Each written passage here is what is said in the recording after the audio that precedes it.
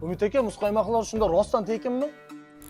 Fayz osh markazidan katta yangilik. Fayz osh markazining yozgi mavsumga o'tishi munosabati bilan endilikda nafaqat osh, balki turli xil salatlar, birinchi va ikkinchi ovqatlar, har xil turdagi desertlar va yozning issiq kunlarida qalbingizga salqinlik bag'ishlovchi turfa xil muzqaymoqlar yo'lga qo'yildi. Siz bu yerda turli xil tansiq taomlardan do'stlaringiz, oila a'zolaringiz va barcha yaqinlaringiz davrasida bahramand bo'lishingiz mumkin. Bundan tashqari, Fayz osh markazida har xil turdagi oilaviy tadbirlar, tug'ilgan kunlar, banketlar, gap-gashtaklarni o'tkazishingiz mumkin.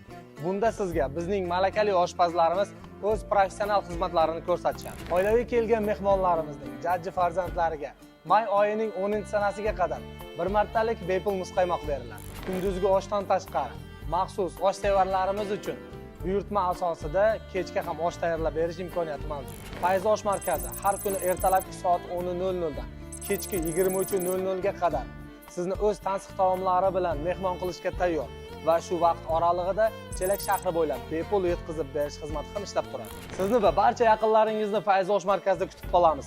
Bu videoni maksimal barcha gashtakchilarga yuborib qo'ying. Hammaga kattakon rahmat. Sizlar bilan Fayz osh markazi va Shohjahon Aslanov bo'ldi.